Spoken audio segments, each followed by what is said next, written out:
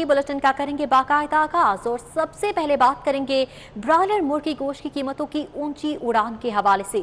8 रुपए इजाफे के साथ 444 रुपए फी किलो में मुर्गी फरोख्त की जा रही है। जी बिल्कुल, ब्रॉयलर मुर्गी गोश्त की कीमतों में ऊंची उड़ान देखने में आ रही है। 8 रुपए इजाफे के साथ 444 रुपए फी किलो में फरोख्त की जा रही है। साफी गोश्त की बात की जाए तो वो 500 से 526 रुपए तक फरोख्त हो रहा है और मुर्गी की जो कीमत है वो किसी भी तरह नीचे आती नहीं दिखाई दे रही है। ब्रॉयलर मुर्गी गोश्त की ऊंची उड़ान 8 रुपए इजाफा हो गया। बिल्कुल 8 रुपए का इजाफा आज रिकॉर्ड किया गया है। टोरंटो मार्केट में मुर्गी के गोश्त की कीमतें एक नहीं हैं। शहरियों की जानिब से ये शिकवा किया जा रहा है। इस हवाले से अपडेट्स देंगे फरहान यामीन से। फरहान यामीन, बताइएगा, मुर्गी की ऊंची उड़ान थमने का नाम नहीं ले रही, शहरी भी शिकवा कुना नजर आ रहे हैं। जी बिल्कुल, इस वक्त मैं टोरंटो मार्केट में मौजूद हूँ और मुर्गी के गोश्त की कीमतों में एक दफ़ा फिर इजाफा देखने में आया और 8 रुपये एक ही रोज़ के अंदर महंगा हो गया। गुज़िश्ता रोज़ जो था एक दिन के लिए 430 रुपये के लिए जो कीमत रुकी थी, लेकिन आज फिर 8 इजाफा हो गया। मेरे साथ पहले दुकानदार इनसे बात करेंगे। एक ही दम 8 रुपये इजाफा क्या कहेंगे? जी ये बहुत बात है। देखें, कारोबार आगे है कोई नहीं है। आगे 400 रेट था, अब उन्होंने 450 पर रेट कर दिया, जिसकी वजह से फारिग बैठे हुए हैं। आज मैंने शॉप भी नहीं लगाई, हालांकि संडे का दिन है। मेरे साथ में 4 मुलाजम है जो आज हाथ बहुत खराब हो गए। दुकानदार परेशान, शहरी मेरे साथ मौजूद है। इतना महंगा गोश्त होगा तो क्या खिलाएंगे बच्चों को? तो खिलाना मुश्किल हो गया है, वरना यहाँ मंडी में इतना महंगा गोश्त मिल रहा है 450-500 रुपये किलो। और जो गाँव के जो है वहाँ तो वो बहुत ज़्यादा महंगा है, वहाँ से 550-600 रुपया किलो मिल रहा है।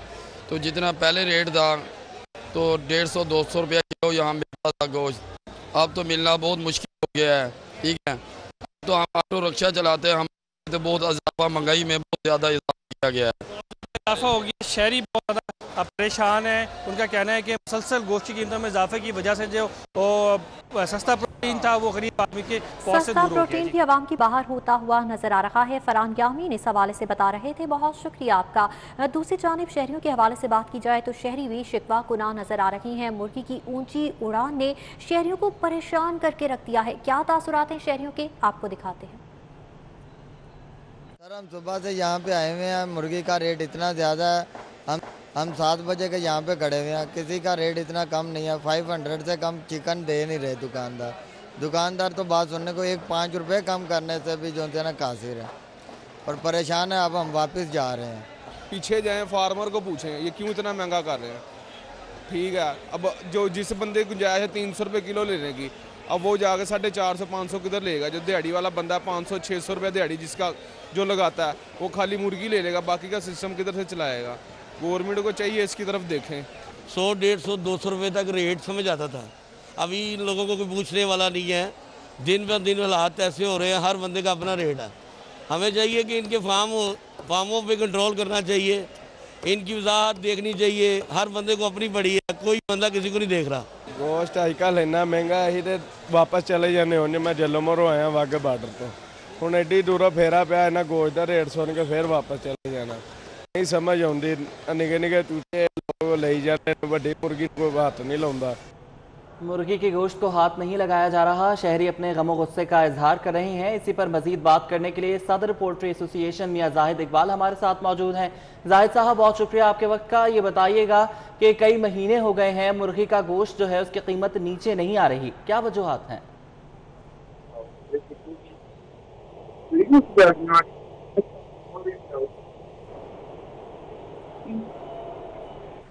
जाहिद साहब, आपकी आवाज़ जो है हम तक नहीं पहुंच पा रही है, आप ज़रा दोबारा अपनी बात दोहराइएगा।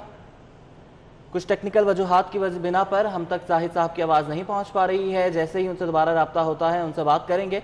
ब्रॉयलर मुर्गी गोश्त की कीमतों में ऊंची उड़ान देखने में आ रही है। 8 रुपये इजाफे के साथ 444 रुपये फी किलो में फरोख्त होगा। जाहिद साहब से रब्ता हुआ है, उनसे बात करेंगे।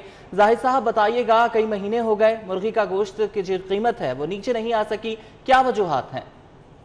वजह ये कुदरत की वजह से है। ये ना मुर्गी पल नहीं रही, जो इसमें वायरस आया उसकी वजह से माल फार्म पे 70 गाड़ियां जाती हैं जिनको 30 को माल मिलता है, बाकियों को माल ही नहीं मिलता। कुछ बीमारी की वजह से मुर्गी मर रही है और कुछ पीछे से चूजा कम डला हुआ है। ये वजूहत है। जाहिर साहब ये बताइएगा कि क्या वजूहात हैं कि चूजा कम डाला गया, क्यों जो है वो फीड नहीं की जा रही? भाई फीड में कुछ फॉल्ट आ रहा है, कुछ सोयाबीन जो कोरोना की वजह से बाहर से सोयाबीन या कुछ प्रोटीन आती थी वो ना टाइम पर पहुंच सकी है, उस वजह से फीड नहीं पूरी तैयार हो सकी। फीड की वजह से ब्रॉयलर मुर्गी में फॉल्ट आ रहा है, वो बीमार हो जाती है और मर जाती है। छोटे होते ही चूजा 20-25 दिन का ही मर जाता है, जिस वजह से कम ब्रॉयलर तैयार होता है और वो मार्केट में हम प्रोडक्शन पूरी नहीं कर सकते। हालांकि शादी ब्याह वगैरह सब होटल वगैरह बंद थे, उसके बावजूद आगे से ये खुद हैं, हम तो खुद बहुत परेशान है, कैसे हम प्रोडक्शन पूरी करेंगे, कैसे सप्लाई इन लोगों को पूरी देंगे। पीछे माल ही नहीं मिलता, माल ही नहीं तैयार हो रहा, ब्रॉयलर तैयार ही नहीं होता। ब्रॉयलर मुर्गी 20-25 दिन पे आती है, चूजा जब ग्रोथ करने लगता है उस टाइम वो मर जाता है, बीमार हो जाता है। ये वजूहत है। ठीक, मुर्गियों में बीमारियां फैल रही हैं, फीड भी सही तरीके से नहीं आ रही। मियां जाहिद इकबाल सदर पोल्ट्री एसोसिएशन इस हवाले से वजूहात बता रहे थे। बहुत शुक्रिया आपके वक्त का। और अब कुछ बात करेंगे खुशगवार मौसम की। तो आयशा, इतनी गर्मी के बाद आज खुशगवार मौसम है, क्या मसरूफियात है आपकी? बिल्कुल, मौसम तो खुशगवार हो चुका है। हम तो यहाँ काम करें, यकीनी तौर पर शहर लाहौर के बासी मौसम से लुत्फ उठा रहे होंगे, क्योंकि आज छुट्टी का भी दिन है और मौसम सुहाना हो चुका है। शहर में बादलों के डेरे हैं, मुख्तलिफ इलाकों में बूंदाबांदी से मौसम खुशगवार नजर आ रहा है। मौसम के हवाले से अपडेट्स देंगे सादिया खान से। जी सादिया, बताइएगा कैसा है शहर लाहौर का मौसम और किस तरह से शहरी इंजॉय कर रहे हैं? लाहौर समेत पंजाब के मुख्तलिफ इलाकों में मौसम की सूरत हाल की बात करते हैं। कल भी लाहौर समेत पंजाब के मुख्तलिफ इलाकों में जो है वो गर्द आलूद आंधी चली और मौसम खुशगवार रहा। आज भी लाहौर में जो है वो मतला अबर आलूद है। अभी देखें अगर लाहौर का मौसम तो काफ़ी ज़्यादा खुशगवार है, बादल छाए हुए हैं और लाहौर के मुख्तलिफ इलाकों में बूंदाबांदी भी जारी है। महकमा मौसमियात की जानिब से कहा यह जा रहा है कि आइंदा 24 घंटों के दौरान लाहौर समेत पंजाब के मुख्तलिफ इलाकों में तेज़ हवाओं के साथ बारिश होगी। और इसी तरह से कहा यह जा रहा है कि ये जो सिस्टम दाखिल हुआ था ये आज रात को इख्तिताम पजीर हो जाएगा। उसके बाद जो है एक नया सिस्टम लाहौर का रुख करेगा, जो कि लाहौर में पंजाब के मुख्तलिफ इलाकों में अच्छे मौसम का बायस बनेगा। आज अगर हम लाहौर के टेम्परेचर की बात करते हैं तो ज़्यादा से ज़्यादा दर्जा हरारत दिन के औकात में जो है वो 30 से 32 से रहने के इम्कान है। इसी तरह से मौसम की वजह से जो है और बादलों की वजह से खासकर जो है वो रात का टेम्परेचर जो है उसमें भी कमी देखने में आ रही है। रात को जो दर्जा हरारत रिकॉर्ड किया गया वो तकरीबन 22 था। हवा में नमी का तनासब जो है वो 70% है। और आज के दिन के हवाले से अहम बात यह है कि लाहौर समेत पंजाब के मुख्तलिफ इलाकों में तेज़ हवाओं के साथ बूंदाबांदी के इम्कानात का इजहार किया जा रहा है। जी बहुत शुक्रिया सादिया खान, आप कर रही थी। मौसम में खुशगवार तब्दीली की वजह से सार्फिन की जानिब से बिजली की तलब में नुमाया कमी आ चुकी है। लेस्को के पास डिमांड मुकम्मल होने के बावजूद 1000 मेगावाट बिजली सरप्लस हो गई। मजीद बात करेंगे शाहिद सिप्रा से। शाहिद सिप्रा, बताइएगा डिमांड में कितनी कमी वाक़ई हुई है? जी बिल्कुल, मौसम में खुशगवार तब्दीली की वजह से शहर में बिजली की तलब में नुमाया कमी वाक़ई हुई है, जिसके बाद लाहौर इलेक्ट्रिक सप्लाई कंपनी की अगर डिमांड की बात की जाए तो तकरीबन 1000 मेगावाट उसमें कमी हुई है। ज़रा ने बताया है कि नेशनल पावर कंट्रोल सेंटर की जानिब से इस वक्त जो बिजली फ्राहम की जा रही है वो 3750 मेगावाट है, जबकि लेस्को का सिस्टम जो है इस वक्त 2730 मेगावाट पर चल रहा है। तो इस तरह 1000 मेगावाट इस वक्त लेस्को के पास सरप्लस है और सरप्लस बिजली होने की वजह से 3 और 4 कैटेगरी जहां पर बिजली चोरी की शरह ज़्यादा है वहां पर भी आर्जी तौर पर जो लोड शेडिंग की जाती है उसको ख़त्म कर दिया गया है। इससे कबल अगर बात की जाए तो गुज़श्ता रोज़ चूँकि मौसम काफ़ी हद तक उसका दर्जा हरारत ज़्यादा था तो लाहौर इलेक्ट्रिक सप्लाई कंपनी की डिमांड 3700 मेगावाट तक पहुंची थी, लेकिन गुज़श्ता सब तूफ़ान और तेज़ हवाओं की वजह से और बाज़ इलाकों में होने वाली बूंदाबांदी की बुनियाद पर अब जो सार्फिन की जानिब से बिजली की तलब है और जो डिमांड है वो कम हुई है और 1000 मेगावाट इस वक्त लेस्को के पास सरप्लस है। इजाफी बिजली मौजूद है लेकिन सार्फिन की जानिब से उसको इस्तेमाल नहीं किया जा रहा। शहर के भी तमाम जो फीडर्स हैं उनको चलाया गया है और किसी भी इलाके में बिजली की लोड शेडिंग इस वक्त नहीं की जा रही। किसी इलाके में लोड शेडिंग नहीं की जा रही। शाहिद सिप्रा, बहुत शुक्रिया आपका। यहाँ वक्त हुआ है एक ब्रेक का। हमारे साथ रहिएगा। वज़ीर आला पंजाब सरदार उस्मान बुज़दार इस्लामाबाद रवाना हो गए हैं। वज़ीर आला पंजाब उस्मान बुज़दार वज़ीर आज़म इमरान खान से मुलाकात करेंगे। जहांगीर तरीन ग्रुप के अरकान के साथ होने वाली मुलाकात पर भी आगाह करेंगे। वज़ीर आला जहांगीर तरीन ग्रुप के अरकान के तहफ़्फ़ुज़ात के हवाले से भी आगाह करेंगे। शेड्यूल के हवाले से मज़ीद अपडेट्स देंगे। कज़ाफ़ी भट्ट हमारे साथ मौजूद हैं। जी कज़ाफ़ी भट्ट, बताइएगा, वज़ीर आला रवाना हो चुके हैं, क्या मसरूफियात होंगी? बिल्कुल आयशा, वज़ीर आला पंजाब जो है वो पहले तो वज़ीर आज़म के साथ 1-on-1 मुलाकात करेंगे, जिसके अंदर जहांगीर तरीन ग्रुप के अरकान के साथ मुलाकात हुई थी। उनके जो तहफ़्फ़ुज़ात उन्होंने सामने रखे और जो वादे किए कि उसके हवाले से वो उन्हें आगाह करेंगे और इसके ऊपर वज़ीर आज़म से आइंदा की हदायत भी लेंगे। जबकि इसके बाद कोर कमेटी का इजलास तलब किया गया हुआ है, जिसके अंदर जो सियासी सूरत हाल है उसके ऊपर बातचीत की जाएगी और पीटीआई की क्या हिकमत अमली होनी चाहिए इसके ऊपर बात की जाएगी। मुआशी अहदाफ और अपोजिशन के मामलात पर गौर किया जाएगा। जबकि जो ज़राए उनका ये कहना है कि कमेटी के अंदर जहांगीर तरीन ग्रुप के हवाले से भी मुशावरत की जाएगी। कल फवाद चौधरी ने भी जो मुलाकात की, वो भी फवाद चौधरी भी कोर कमेटी को इस हवाले से ब्रीफ करेंगे। इस्लामाबाद पहले 1-on-1 मुलाकात, उसके बाद कोर कमेटी के इजलास में वज़ीर आला पंजाब शिरकत करेंगे। जी बहुत शुक्रिया कज़ाफ़ी भट्ट, आप हमें अपडेट कर रहे थे। इस्लामाबाद रवानगी से कबल वज़ीर आला से मुशीर तिजारत अब्दुल रज़्ज़ाक दाऊद ने भी मुलाकात की। मुलाकात में शोबा ज़राअत की तरक्की, मुल्की सूरत हाल पर तबादला ख्याल हुआ। वज़ीर ख़जाना हाशिम जवाबख्त, वज़ीर इंडस्ट्रीज़ मियां असलम इकबाल मौजूद थे। प्रिंसिपल सेक्रेटरी वज़ीर आला, सेक्रेटरी इंडस्ट्रीज़ मौजूद, secretary PND, chief executive officer Punjab board भी मौजूद थे। वज़ीर आला पंजाब सरदार उस्मान बुज़दार से वज़ीर आज़म की मुशीर बराए तिजारत और सरमायाकारी अब्दुल रज़्ज़ाक दाऊद ने मुलाकात की है। पंजाब को कपास की पैदावार के हवाले से मॉडल खित्ता बनाया जाए, ये कहना था वज़ीर आला उस्मान बुज़दार का। उन्होंने मज़ीद कहा कि कपास की पैदावार में इजाफे से टेक्सटाइल इंडस्ट्री और दीगर सनतों को फ़रोग़ मिलेगा।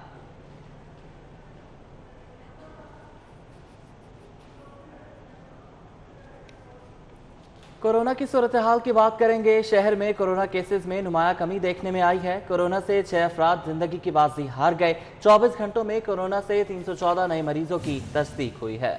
अपडेट्स देंगे बसाम सुल्तान से। जी बसाम, बताइएगा, अस्पतालों में इस वक्त क्या सूरत हाल देखने में आ रही है? जी बिल्कुल, ईद के दिनों में जो स्मार्ट लॉकडाउन इम्प्लीमेंट किया गया उसके बायस जो कोरोना वायरस की शिद्दत है उसमें कमी देखने में आ रही है। कोरोना वायरस के जो बढ़ते केसेस हैं उनमें अब नुमाया कमी देखने में आ रही है।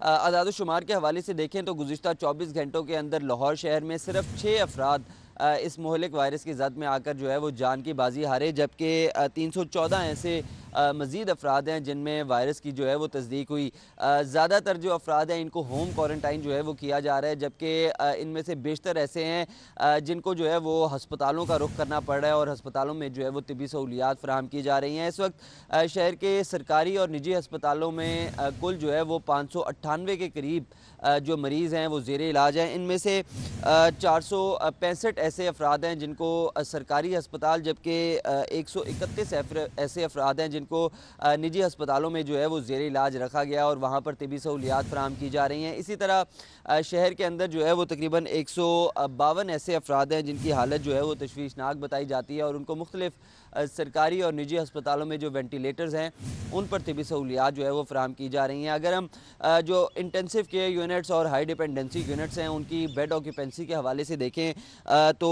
जो शहर के अंदर मुख्तलिफ इंटेंसिव केयर यूनिट्स के अंदर जो मुख्तस करदा बिस्तर है उनमें से 133 के ऊपर जो है वो अब मरीज़ ज़ेरे इलाज है, जबकि जो हाई डिपेंडेंसी यूनिट्स हैं उनमें 313 ऐसे बिस्तर हैं जिनके ऊपर इस वक्त जो है वो मरीज़ ज़ेरे इलाज है। तो माहिरीन की जानिब से जो है वो यही कहा जा रहा है कि जिस तरह लॉकडाउन के अंदर जो है वो शहरियों ने अपना किरदार अदा किया और जो वायरस की फैलाव है इसकी कमी में जो है वो अपना किरदार अदा किया, इसी तरह आगे भी जो है वो समाजी फासला और जो मास्क का इस्तेमाल है उसको लाजमी बनाया जाए ताकि वायरस की SOPs को फॉलो किया जाए। बहुत शुक्रिया बसाम सुल्तान, आप हमें एक्सपो सेंटर में शहरियों की कोरोना वैक्सीनेशन का सिलसिला जारी है। 30 साल से ज्यादा उम्र के शहरियों को मैसेज दिखाकर वैक्सीन की सहूलत मुयसर है, जबकि बैरून मुल्क सफर के ख्वाहिशमंद अफराद वैक्सीन न लगने पर परेशान हैं। मज़ीद बात करेंगे सऊद भट्ट से। सऊद, बताइएगा।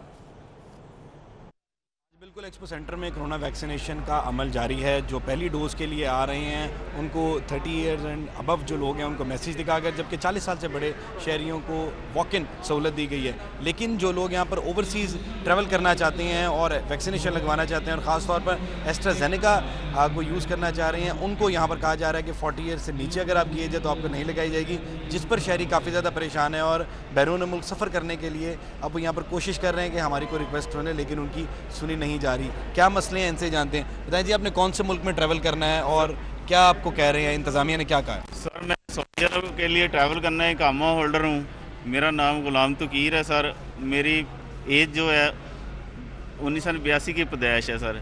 तो इधर आए हैं, वो बोलते हैं टीका मौजूद है लेकिन 40 साल से ऊपर लगा रहे हैं। मेरे 2 महीने सिर्फ कम है।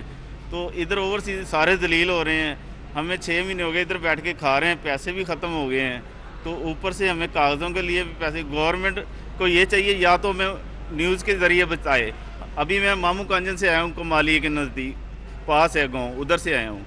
मेरा ये लाहौर में चौथा चक्कर लग गया है। पहले मैं यादगार गया हूँ, वो शदरे गया हूँ सरकारी अस्पताल में, सेंटर का उधर लिखा था, फिर मामिया कॉलोनी के पास गया हूँ।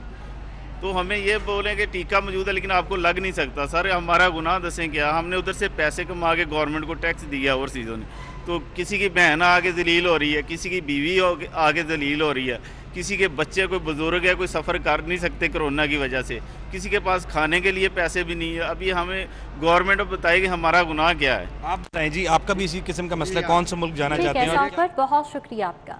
और डिप्टी कमिश्नर लाहौर मुदस्सिर एयाज मलिक ने रेंजर्स, फौज और पुलिस के हमरा खुफिया इतला पर रात गए कार्रवाई की। कोरोना वायरस पाबंदियों की खिलाफ वर्जी पर 5 फार्म हाउसेस को सील कर दिया गया, जबकि डीजे सिस्टम और खाना कब्जे में ले लिया गया। इवेंट्स ऑर्गेनाइजर के खिलाफ मुकदमा दर्ज करा दिया गया है। मुकदमा का इंदराज करवाया गया है। डिप्टी कमिश्नर लाहौर मुदस्सिर एयाज मलिक ने रेंजर्स, फौज और पुलिस के हमरा खुफिया इत्तला पर रात गए कार्रवाई की है और कोरोना वायरस पाबंदियों की खिलाफ वर्जी पर 5 फार्म हाउसेस को सील कर दिया गया।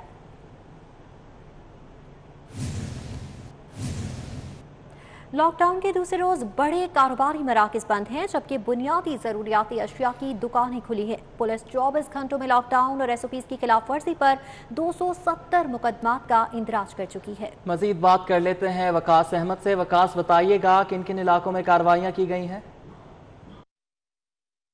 जी बिल्कुल, शहर में आज हफ्तावार लॉकडाउन का दूसरा रोज़ है और आज भी गुज़िश्ता रोज़ की तरह शहर के बड़े कारोबारी मराकज़, मार्केट्स और शॉपिंग सेंटर्स बंद हैं। ताहम बुनियादी ज़रूरियात की अशिया की दुकानें, जिनमें medical store, grocery store, general store और दूध दही की दुकानें हैं, वो खुली हैं और लोग कोविड SOPs के मुताबिक वहाँ से ख़रीदारी कर सकते हैं। इसके साथ साथ जहाँ पर लॉकडाउन में कारोबारी मराकज़ बंद है, वहीं पर इन SOPs की खिलाफ वर्जी करने वालों की भी कमी नहीं है। अगर हम बात करें कि खिलाफ वर्जी करने वाले कौन लोग हैं और उनके खिलाफ क्या कार्रवाइयाँ हुई हैं, तो लाहौर पुलिस ने गुज़िश्ता 24 घंटों के दौरान 270 से ज़ायद मुकदमात का इंदराज किया है और ये मुकदमात उन अफराद के खिलाफ दर्ज किए गए हैं जिन्होंने कोरोना SOPs की खिलाफ वर्जी करते हुए दुकान खोली या फिर मास्क का इस्तेमाल ना किया और समाजी फासले का ख्याल ना रखा। इसी तरह से ट्रैफिक पुलिस ने भी गुज़िश्ता 24 घंटे के दौरान 6,500 से ज़ायद चलान टिकट जारी किए उन ड्राइवर्स के खिलाफ जिन्होंने कोरोना SOPs को नज़रअंदाज किया था और ड्राइविंग के दौरान मास्क का इस्तेमाल नहीं किया था। इस हवाले से पुलिस का कहना है कि गवर्नमेंट की तरफ से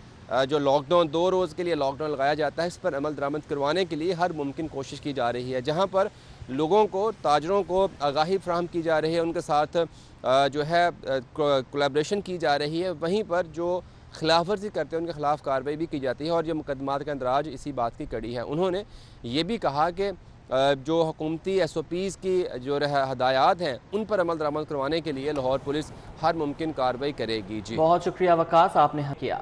खबरें और भी हैं, बुलेटिन का हिस्सा बनाएंगे इस ब्रेक के बाद। आप देखते रहिए सिटी 42। Welcome back. खबरों का सिलसिला आगे बढ़ाएंगे। स्पीकर चौधरी परवेज इलाही की कोशिश रंग ले आई। पंजाब असेंबली की नई इमारत का काम मुकम्मल हो गया। पंजाब असेंबली के नए ऐवान में जून में इजलास होगा। नई इमारत की तामीर का काम 2004 में शुरू हुआ था। नून लीग की हुकूमत में तामीराती काम रोक लिया गया था। चौधरी परवेज इलाही ने 2 शिफ्टों में काम मुकम्मल करवाया। आपको बता रहे हैं कि स्पीकर चौधरी परवेज इलाही की कोशिशें रंग ले आई हैं। पंजाब असेंबली की नई इमारत का काम मुकम्मल हो गया। मजीद बात करेंगे अली अकबर से। अली अकबर, बताइएगा।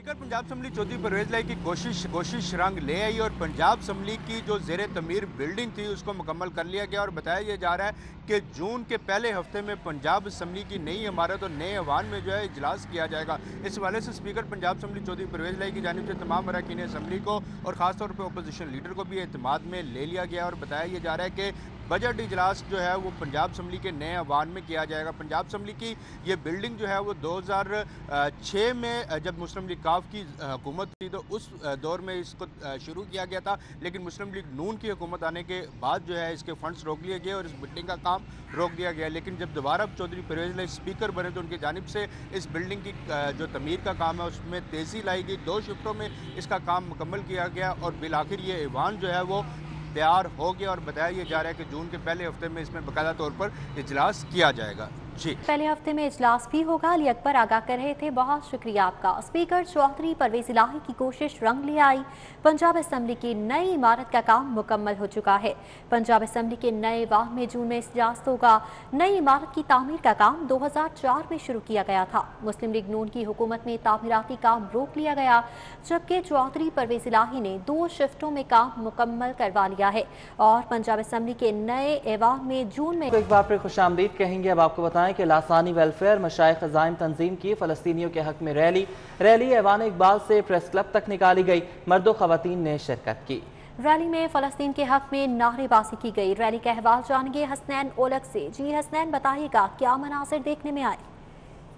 आज फ़लस्तीन से इजहार यकजहती करते हुए और इसराइल की जो कार्रवाइयाँ हैं और जो बर्बरियत है उनकी मजम्मत करने के लिए आज मशाइख अज़ाइम पाकिस्तान और लासानी वेलफेयर फाउंडेशन की जानिब से रैली का एहतमाम किया गया है। रैली ऐवान इकबाल से होते हुए प्रेस क्लब पहुँच चुकी है और हमारे साथ यहाँ पर ख़वातीन और मर्द हज़रात मौजूद हैं जिन्होंने रैली में शिरकत की है। तो आइए उनसे बात कर लेते हैं कि ये जो रैली निकाली गई है इसका मकसद हमारे फ़लस्तीनी बहन भाइयों के साथ इजहार यकजहती करना है। तो क्या आप मुतालबा करते हैं पाकिस्तानी गवर्नमेंट से या फिर मुस्लिम उम्मा से कि अब अमली तौर पर भी हमें कुछ करने की ज़रूरत है?